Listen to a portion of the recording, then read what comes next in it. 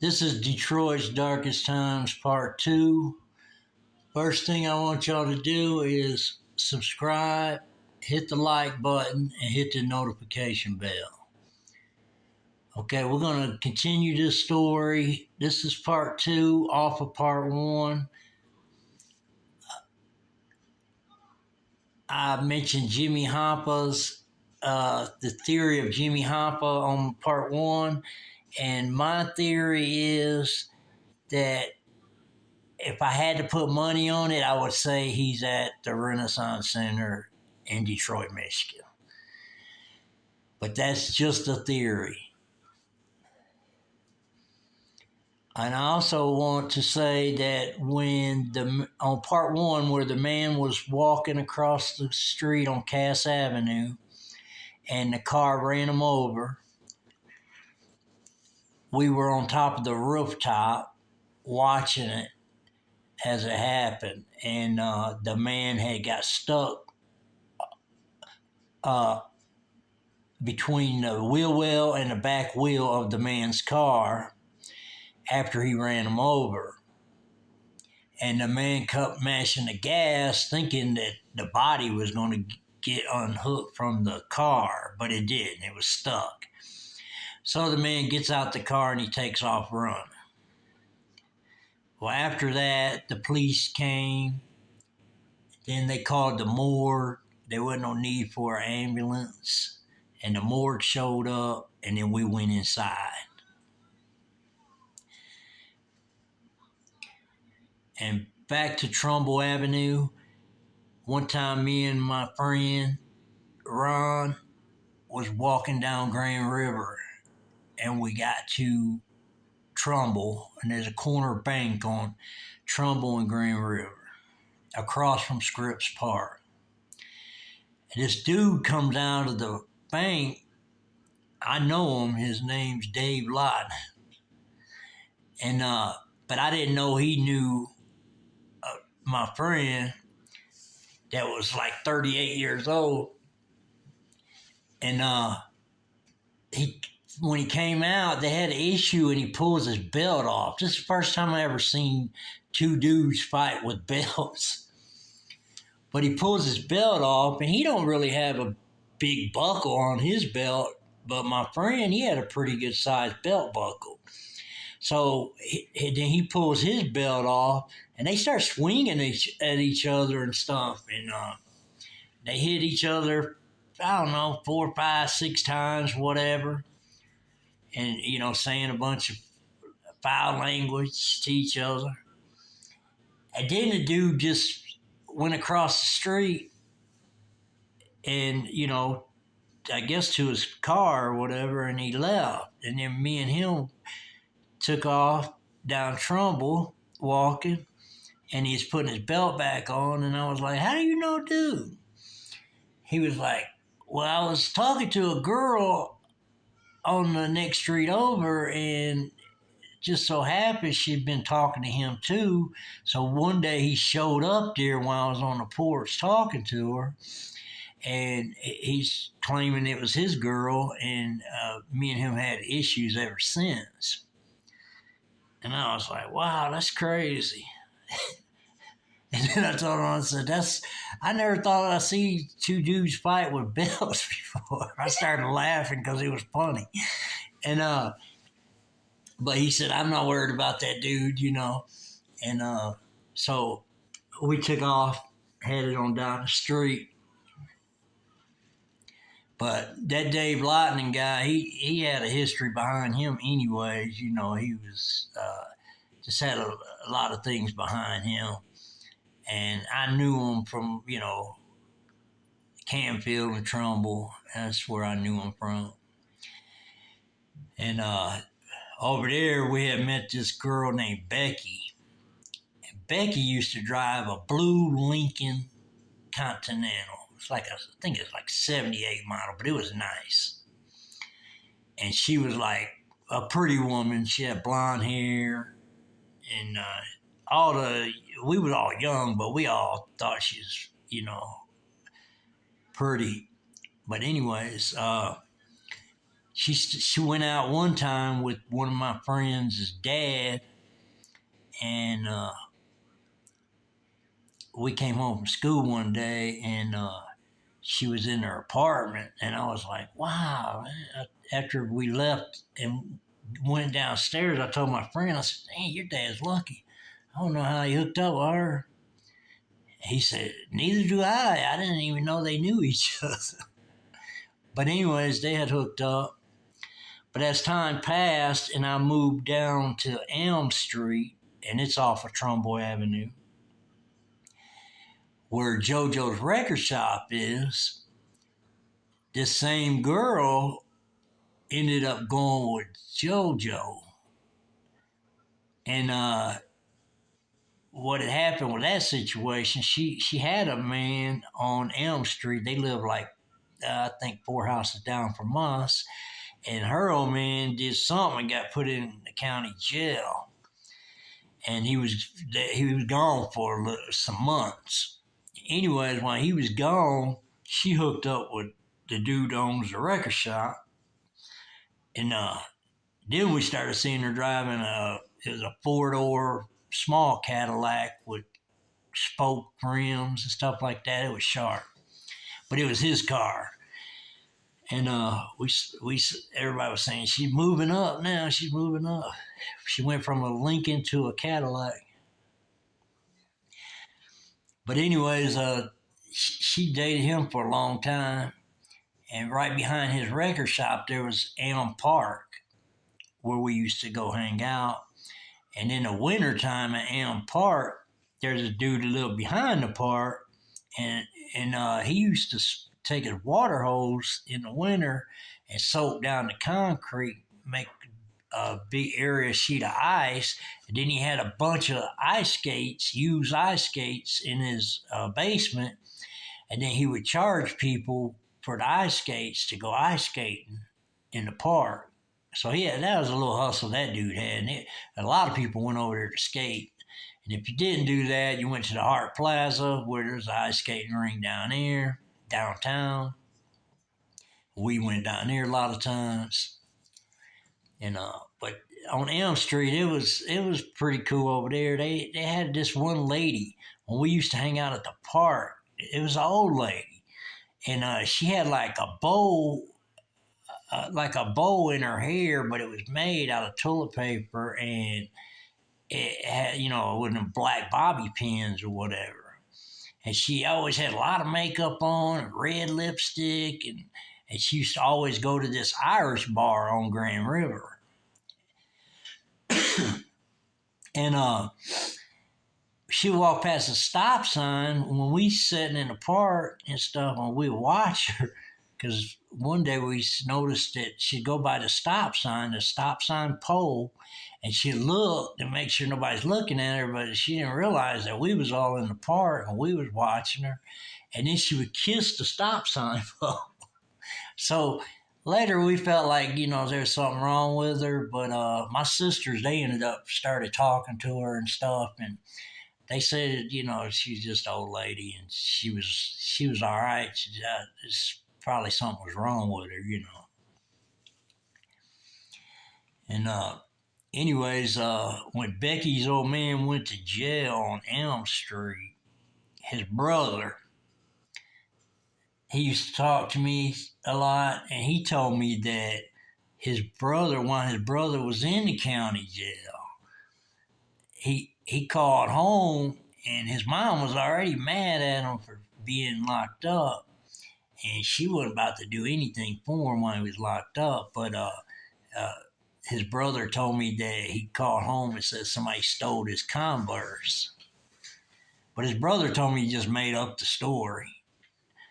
But he told his mom somebody stole his Converse in jail, so his mom would buy him a new pair of shoes.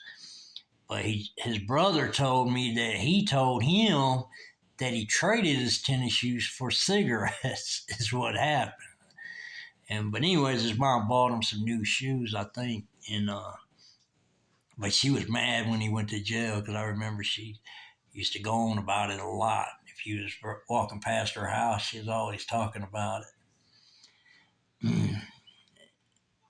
saying how the other kids shouldn't end up like him and all that. So, but she was just really pissed because her son went to jail, I guess. After that, we had walked around to Butternut store. It's around the corner. Butternut and Trumbull. There's a beer and wine store. And we had walked around there because sometimes we went around there to get drinks, chips, play video games, whatever. And one time we're going around there and there's a whole crowd of people outside the store. And when we get up to the store, they're on like the side of the store on Butternut. There's these two girls. They're bloody, real bad bloody. Their hair, their face, and everything. They're fighting each other. And they're on the street and they're swinging and punching and cussing and all that. And then they started. They got real tired and they was actually getting knocked down to the ground. So when they was both on the ground, they was still fighting. Then the girls started beating each other's head against the concrete curb. I mean, that's how drastic it was. It was like something you'd see in a movie. And blood was everywhere. And everybody was just standing around watching. Nobody tried to break it up. And, but anyways, what it was over is over a guy. One girl was trying to mess around with this other girl's boyfriend or something. And I know the dude, and they lived across the street from the store. And so, anyways, after so long, these girls were almost, knocked out, but barely conscious. That's how bad they beat each other. And then the ambulance came and got them. And after that day, I'd never seen neither one of them before. So I don't know what happened to them, if they made it through or if they didn't make it through. Because I haven't, didn't see them after the fact. But I thought that was crazy because it seemed like, but nobody was getting in the middle of it. Everybody was just standing around watching. And there was quite a few people out there too, and it was just crazy. It was just another crazy thing you see in this, in Detroit City. But and it's like right over from Cheap Charlie's bike shop, and he's like close to Butternut. He's like in the middle of the block. He has this like 2-story white house, and this dude, it was full of bicycles, all different kinds of 10 speeds, dirt bikes. Well, what's it called, 20-inch bikes or BMX, bicycles, and we never bought a bicycle from him before. We used to just like trade for bikes or something and put one together or whatever, but there wouldn't be a day go by the Detroit police was at his place. And we didn't know if it was just because they was checking for stolen bikes or if they had some kind of, dealings with them or what. But the police were there like almost every day. So nobody really bought a bike that lived in the neighborhood from him because everybody was thinking he was, buying stolen bikes and then reselling them or whatever. So, but yeah, that was Cheap Charlie. Everybody called him Cheap Charlie because he sold bikes pretty cheap. And, but that was some crazy stuff right there. And, one time me and a friend of mine was walking home from Tiger Stadium when we used to go there. We used to go there and collect cans and stuff like that, and bottles. And around about the 5th inning, we did it so long that the guy that worked the gate, he would let us go in Tiger Stadium and watch the game. I think it was like the 5th inning or the 6th inning, something like that. It was, almost over, but he would let us go in if we wanted to. And sometimes we'd go in there and just run around and, we'd sit there a little bit, watch the game, then we'd run around and stuff like that. But and that was at the old Tiger Stadium because that was an interesting place, you know. But And one time, that time we're coming home from Tiger Stadium. It's me and my friend, and we're walking down Trumbull, and people who ain't familiar with Detroit or that is familiar with Detroit and Trumbull and the old Tiger Stadium and stuff, they'll know what I'm talking about when I say this. When the game's going on, the street is like it's a ghost town. It's hardly like nobody's around, nobody's moving, nothing. It's just like you might see a car ride down Trumbull Avenue. You might. It's how dead it was during the ball game.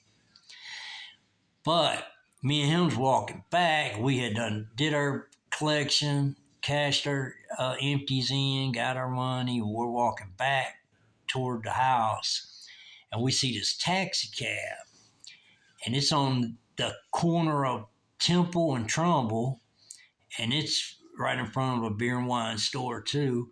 And there's somebody sitting in the passenger front seat, and the door's open, but nobody's in the driver's seat. So as we're walking, we're just talking and we're looking, and my friend tells me about it. So that's what made me look over there. And then we see a girl jump up, and she's hollering and screaming, and she takes off running. Well, then the dude that was in the passenger seat, obviously he was the driver of the cab, and he takes off chasing her. And she runs down the alley, and he runs down the alley with her. So me and my friend walk across over to by the cab, and the door's still left open on the passenger side. And then my friend said, "Hey, let's take the cab because the keys are the keys are in the ignition." And I was like, "Nah, man, we ain't gonna do that." And by that time, the guy was coming out of the alley. He didn't get the girl, but he tried to chase her. And he was like, "Hey, get away from my car," you know. And my friend cussed him out, and then we just kept on walking. But that dude was up to no good. I don't know, what the scoop was on it, but that was a crazy scene over there. It was just all different kinds of things you'd see in the city. Each day would be something different. So it's uh it's something else. But we used to hang out at the university, Wayne State University, and in the summer you could pay $2 and get a membership in the summer. And me and a few of my friends, not all of them, because a lot of them didn't want to go, but me and a few of my friends, we'd go sometimes. They had swimming pools in there, and I never would swim, but they had racquetball in there, and that's what I like to do.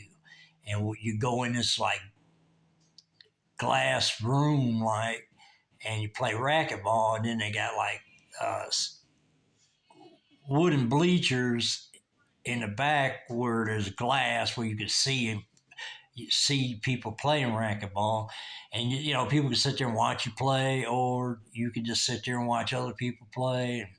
They had a lot of different things in there, but mainly we just did racquetball, and then sometimes my friend went swimming, but I wasn't too big on swimming at that time. And but that was interesting.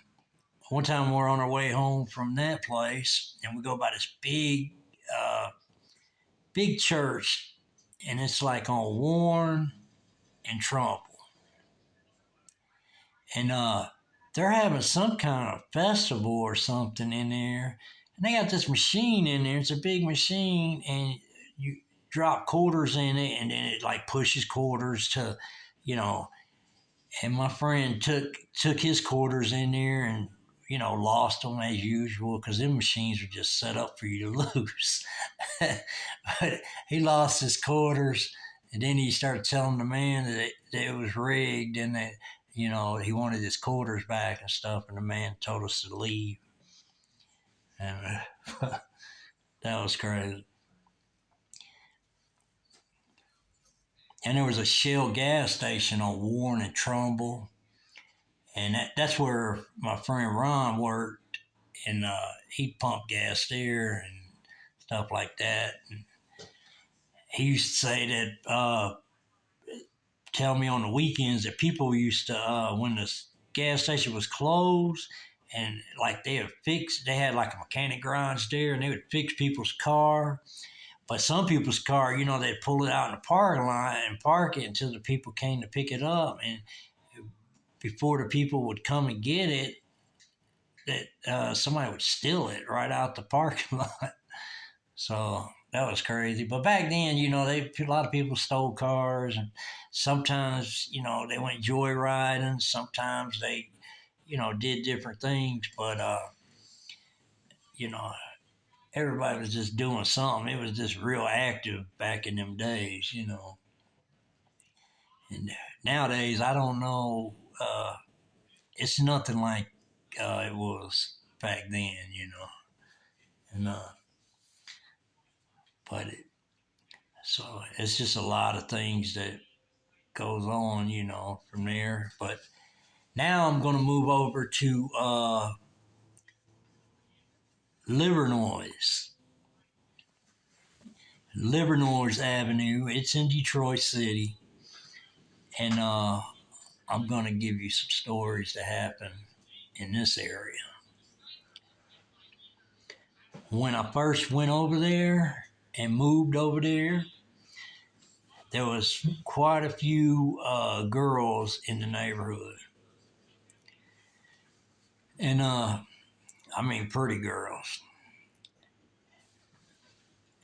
And when I first got there, I was like, wow, this is going to be a good neighborhood right here. And so after I met a few people there, and I met some, guys, some new friends over there.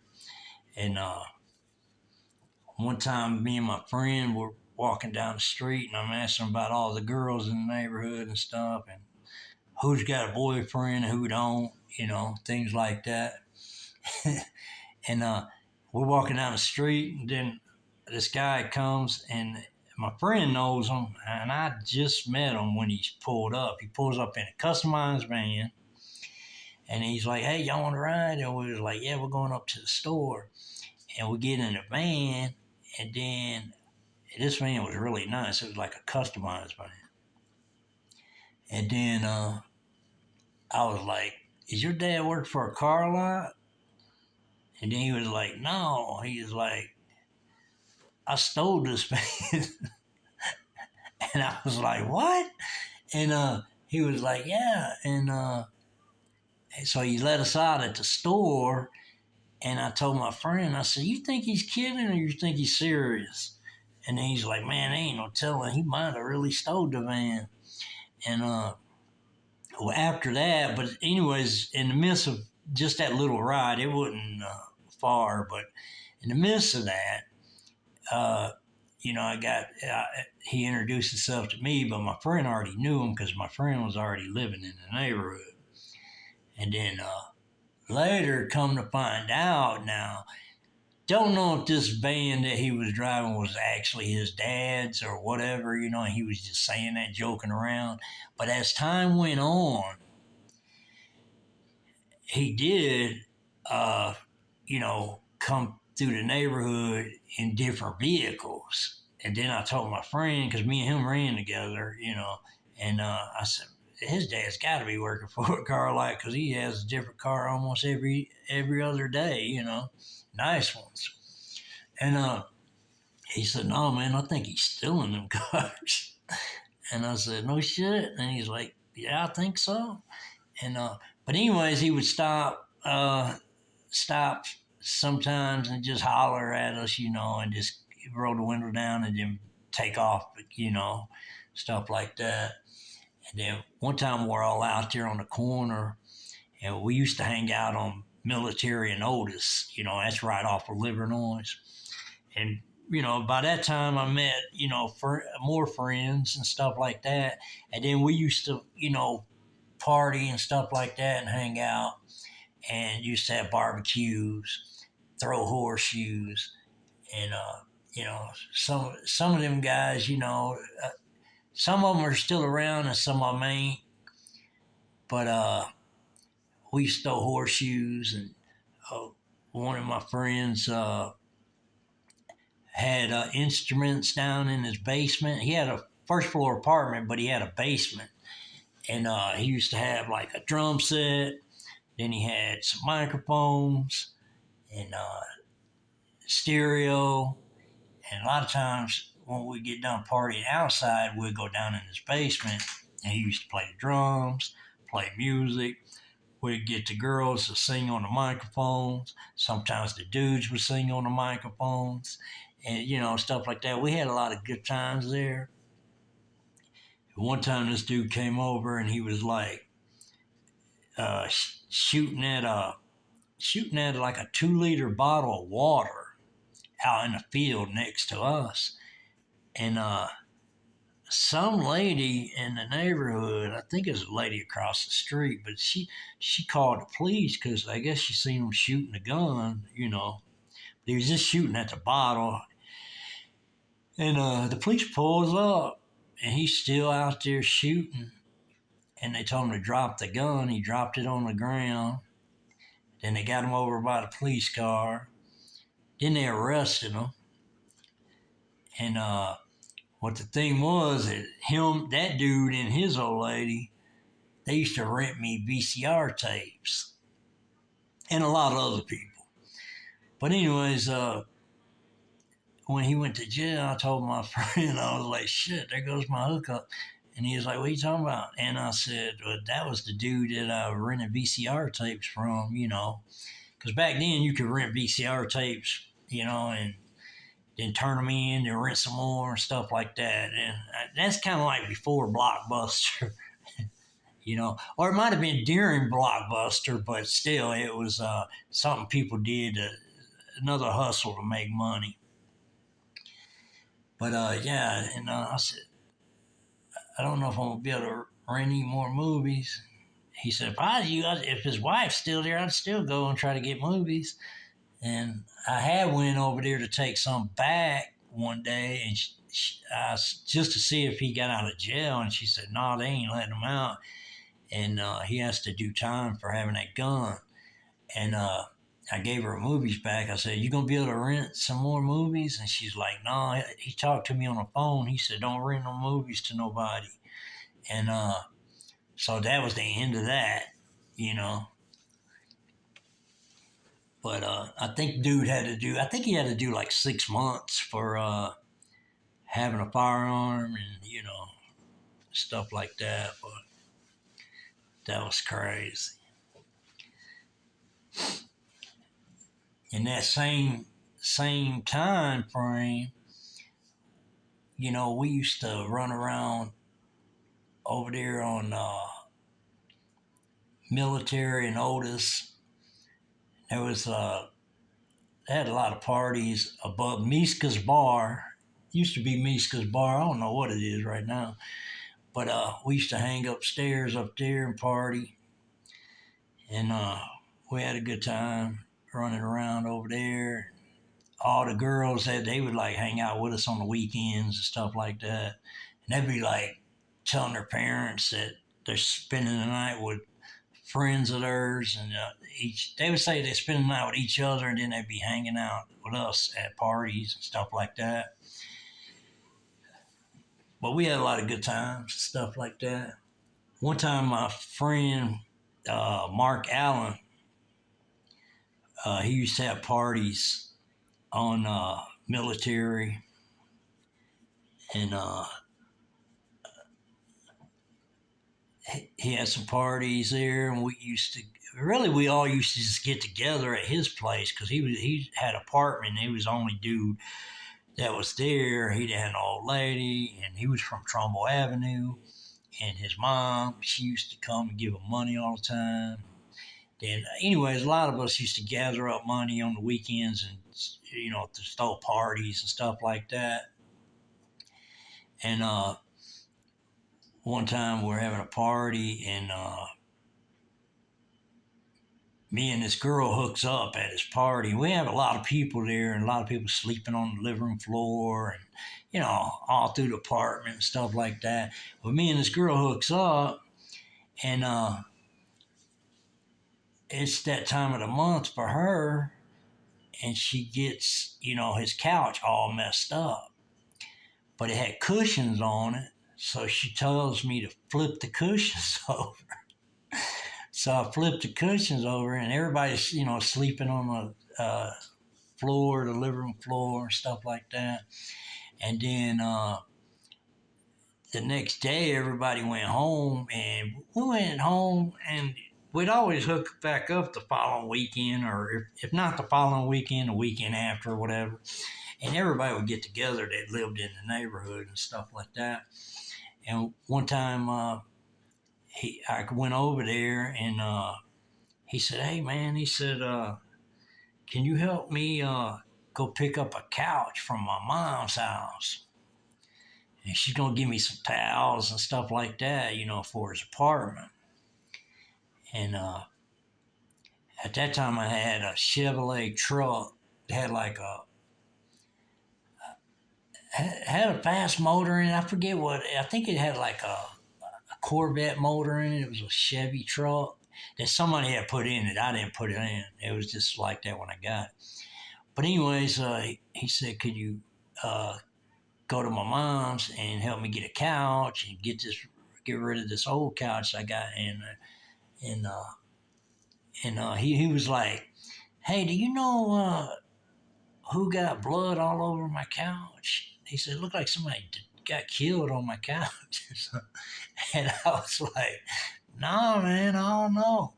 And he started smiling and stuff, and he was like, "You ain't gonna tell me if you knew, are you?" I said, "I'll tell you what. I'll tell you when the Titanic rises." And then he started laughing. Then he knew that I knew what happened to his couch. But anyways, I went and helped him get another couch because his mom was giving him another couch. We threw that couch out in the alley. She gave him towels and stuff like that. So he was good. But he just laughed it off because he thought it was funny. But he said nobody, said anything about it. He said that's what was tripping him out. But he didn't know what happened. But yeah, that was a funny story. And anyways, that dude, he was a cool dude. And one time he came up missing. And because, like I told you, we used to always, go to his place every weekend or every other weekend or something like that.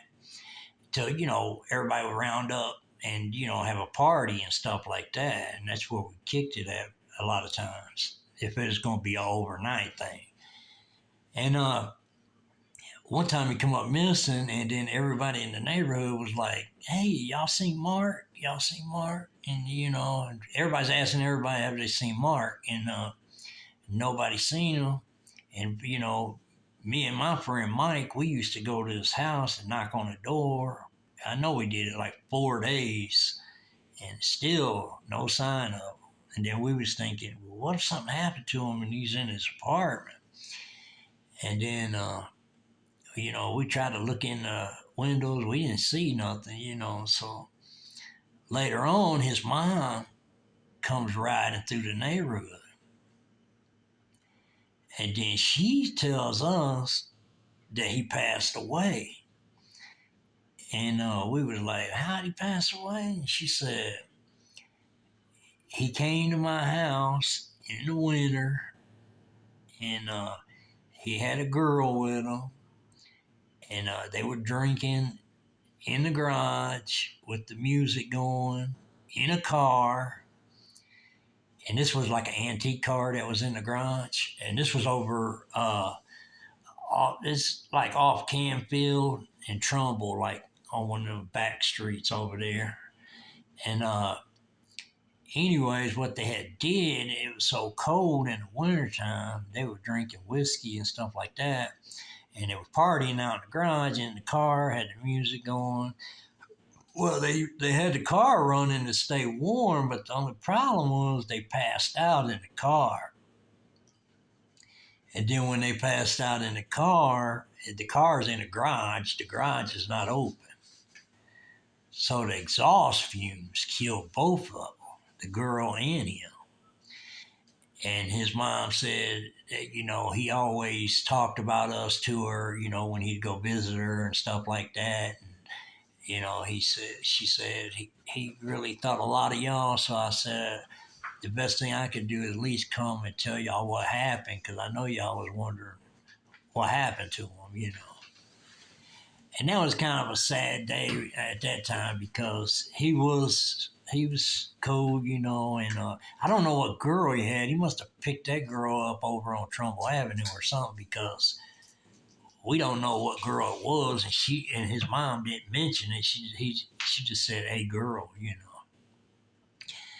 And but that was cold, for him to die like that. But it seemed like he would have known. But I guess if you got the car running and you're drinking a lot of liquor and then y'all both pass out, I mean, that's it I could see that kind of happening. But you know, he should have figured out something different. But anyways, he was a good guy. He was missed, and he's still missed. And then my friend Mike, me and him ran around together a lot on Military and Otis. And he ended up passing away. And the story I heard on that was I wasn't there when he passed away. But the story I heard on that was he actually come up missing too. And everybody started looking for him. And then they said the kids had looked in the shed in his backyard, and then there he was. He was hanging from he he was hung, and he was dead. And I know this guy really well, and I don't I don't see him killing himself. To be honest with you, but I don't know what they ruled it, if they ruled it, suicide, or if it's a cold case and they never did find out what happened, or what the deal is. But what I knew of him, I don't think he would do something like that. And me and him, I'm telling you, we ran together tight for a long time. Wherever you seen him, most of the time you seen me. Whatever you seen me, most of the time you seen him. And we not only partied together, we did jobs together. Uh, I had a plumbing business in Detroit, and him, me, and a dude named Cons, he's a Mexican dude. We all used to work together, and I got a real big job from Kaz's mom. And Kaz's mom was a nice lady. Her husband worked for Conrail in I think he worked for Conrail in Dearborn, Michigan. But I know he worked for Conrail, but I don't know exactly if it was Dearborn or Detroit or whatever. But Dearborn is just right next to Detroit. But he'd been there for a lot of years and stuff. And Kaz was telling me that he made real good money and stuff like that. And anyways, Kaz's mom, she had bought this 2-story house off a junction in Detroit. And what she wanted to do is gut it out as far as like the drywall and the plumbing and all that and just put all brand new stuff. So I did all the plumbing, me and Mike. And Kyle helped a little bit, but he really, it was his mom's house. So, and she had him staying there while all the construction was going on. She had another friend of mine, David, his brother, Larry, had him and some of his friends do the carpenter work and stuff like that. And but we gutted that place out and redid plumbing from the basement all the way up to the top. And when it got done, it was a really good place. And she made a lot of her doorways had arches in them, and they had lights in the arch and stuff like that. So it was pretty smooth. I'm sure she spent quite a bit, And the way I did it, because I knew Kyle's and it was his mom, so I just told her, just give me an X amount of money every week where I could pay them guys and just put some money in my pocket. And then she bought all the equipment that we needed, all the pipes and glue and solder and, flex and all that. She bought all that stuff, that we needed. And, we just did the work. And she always kept a refrigerator there. There's always a lot of heat stuff for microwave, like hot pockets and stuff like that, and sandwiches and stuff like that. When we get done working, sometimes we would just hang out there because Kyle's had a room fixed right there in the basement of the place, and we'd hang out there. And then he used to go. He was seeing this chick. Her name was Baby Cakes. That wasn't her real name. That's just what he called her. And we was in there one time. And he was like, "Y'all see that bed right there?" And we was like, "Yeah." And he was like, "That's where I check Baby Cake's oil sometimes." And I was like, "Man, you crazy." But he was like that. He liked to cut up and stuff like that. But he was a cool dude. And he had told me that he had met her, and this lady had some money because her husband worked for General Motors. He was like, I don't know if he's just a regular worker or a supervisor or whatever, but he worked for General Motors. And he said one time, because his mom's old house was in Del Rey, and he said one time the lady seen him and asked him, did he know how to fix a drain or something? And he was like, yeah. He said, I didn't know her. I seen her in the neighborhood and stuff, but I didn't know her. And he said, when I went to fix her drain, she started coming on to me and stuff like that. So he said, that's how I met her. And then she had a nice silver Cadillac.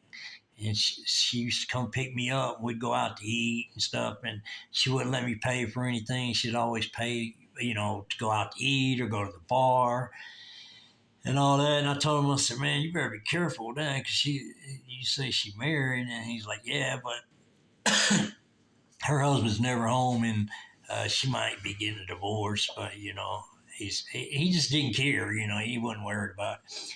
And I said, man, you better be careful with that because you might run into some problems.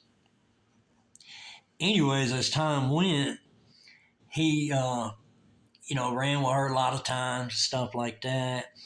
And sometimes he'd show up at the bar when we was at the bar, and we used to go to Cozy Cole's bar on Military. And it's off Livernois, it's on Military. And we used to hang out there, and I was cool with the owner of Cozy Cole's bar, and he was an Irish guy, short Irish guy, but he was a cool dude. And he was the guy that used to loan me money when I'd like get a plumbing job or whatever, and if I needed to get some stuff, he would loan me money to get it. And then once I got the job done, I would bring his money back, and then I would pocket my money and stuff. And then he ended up letting me have a account at his bar where I could go there and party, whatever, and pay later if I didn't have it or whatever. So he was a cool dude. And his barmaid, her name is Toots. And I still know her. I still talk to her time to time. She lives in Dearborn, Michigan. And she used to work for the Dearborn Police Department dispatch. But she ended up being a barmaid after that. I'm talking about years back when she used to be doing that. And but she worked at the bar, and she was cool. And Bob, that owned the bar, he used to always have tricks. He would show you, when you're drinking. He would be drinking with you at the bar because the barmaid would be on the other side of the bar. And he'd just show you a bunch of tricks with cards or putting a stack of dimes in a shot glass of water and, tell you that the water's not going to spill out of the shot glass and stuff like that. He'd just show you some tricks. Anyway, this cat, he's a cool dude. And he was a good friend with my kids' grandfather. His name was Chief. and I was pretty close to him too. And he was like a Cherokee Indian dude, but he'd been around. He's the same dude that managed apartment buildings, and I used to work for him and his wife, and they, ended up being my kids' grandparents on down the road and all that. But anyways, getting back to Bob, that at Cozy Co's bar, he had a bunch of pigeons in the back of the bar in a garage, and it was all in cages, and they all had tags on their feet, and they used to place bets on these pigeons. And I really thought it was a crock, but it's possible it could happen, I guess. But I just couldn't wrap my head around what the deal was. And here's what the deal was: he had a friend that had a bar. I think it was in Ohio, state of Ohio, and they would place bets on these pigeons. These pigeons would have tags on them with numbers on the tags of their feet. And they would place bets on which one would arrive first, which one would arrive second, and all that. So when you're listening to this, you're probably saying, that's crazy. And that's exactly what I said.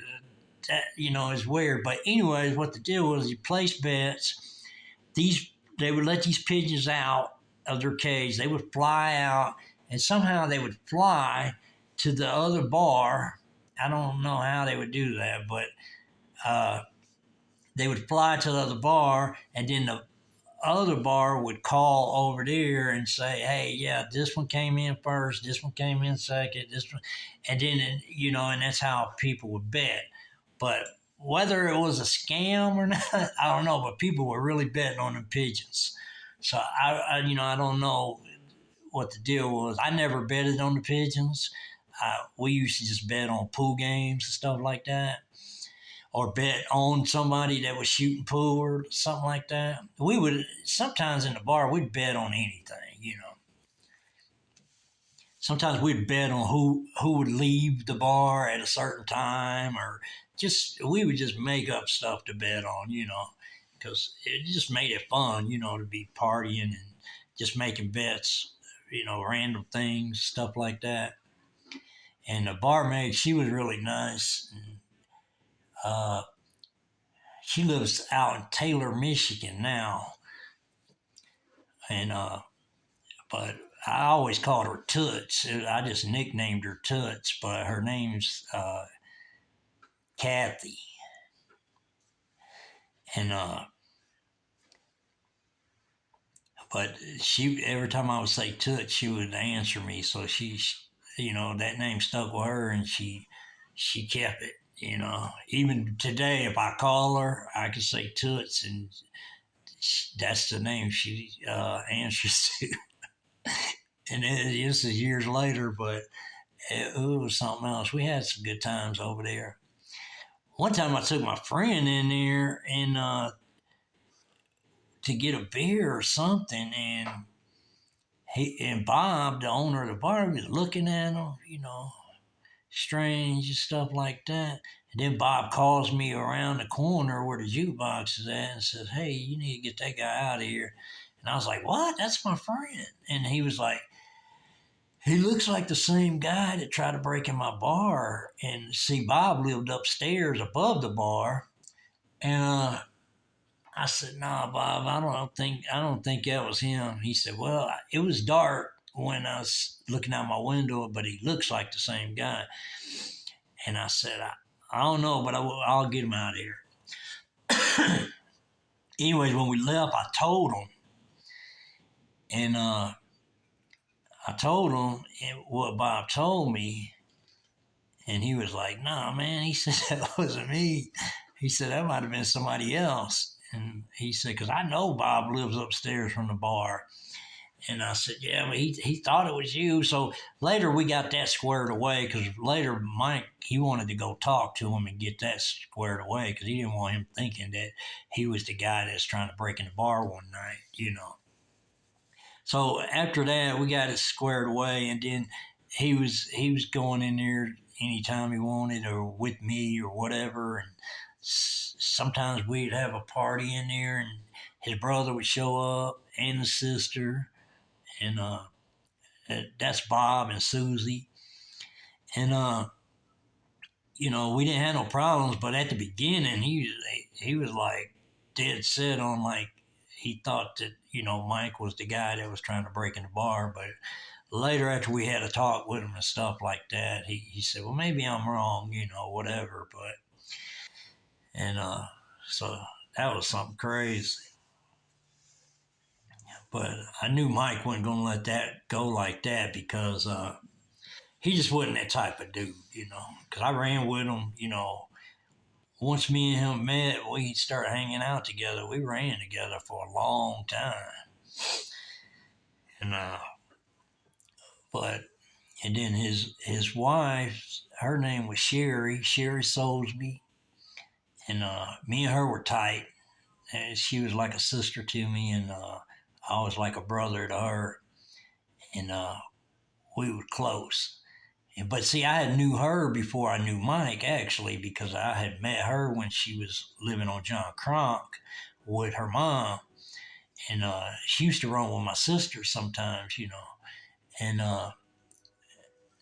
but she ended up going dating Mike, and then they got together, and then I started running with them. Sometimes I'd stay at their house, and basically, we just all ran around together, partied together, you know. And if you know anything about Detroit, there's always a party somewhere, and everybody's always kicking it, having a good time, you know. And that we very suddenly had issues, in that neighborhood, but there was a few of them,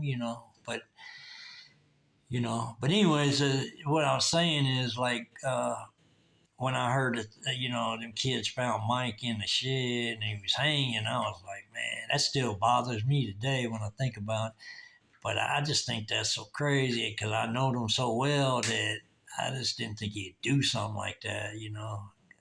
And when I first heard it, it made me think that somebody did it. You know what I mean? But I don't know what the outcome was, if they rooted a suicide or what the hell happened. But anyways, when I heard about it, I got in contact with a girl I know in the neighborhood, and I mentioned it, and I was like, if you don't want to talk about it, I understand, because she was cool with him too, and she was close with him. And the only thing she told me, she was just like, that was a long time ago. And when she told me that, I was like, all right, But I know this girl really well. So for her to say it like that, to me, this is what I got from it. I was like, there's a little more to the story than what's being said. But, you know, that's just, and sometimes, when you got friends and you're tight with them and all that, and you hear something like that, sometimes you just don't accept that, maybe they did commit suicide. But I'm for real. I know dude, and I just really don't think he did that. But that's just me, I have to figure that out, I have to live with that and just figure out what went down. But I'd really like to know what the police said at the time, what the investigation was like. Did they say it was a suicide or what? Because I never did find that out neither. But maybe I can look into it and I can find out what the scoop was. But anyways, after that, I heard that, and that was something else. And then, not too long later after that, I heard that his old lady died, which was Sherry. And I was like, man, this can't be happening. And but the thing is, what I heard about her is she went to have back surgery or something, and they accidentally cut her main organ or something like that, and she ended up dying. And now, when this happened, her children, they're grown now, her children are, and his children are, but they're grown. But the thing is, I just felt like, you know, I felt really, really bad for them kids. You know what I mean? But I did know this. It kind of put me at ease a little bit. I did know that her sister, Pat, she lived upstairs at Sherry and Mike's house. So my thought was, and this is what I think happened anyways, is my thought was that Pat had ended up taking the kids and raising them herself. But, I know them kids went through a lot, a lot of stuff, and I feel for them, you know, and, but I just, that's something that's just hard to believe.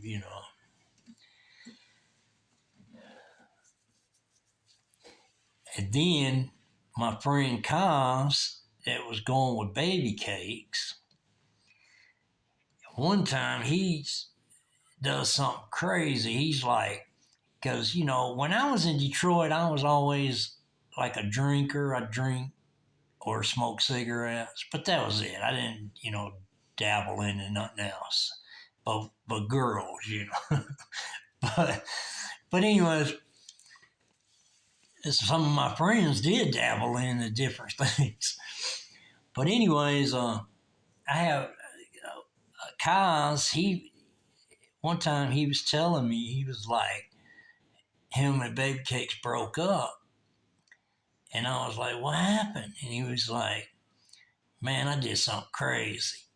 And I said, what'd you do? He said, well, I went to the bar on Clark and Junction,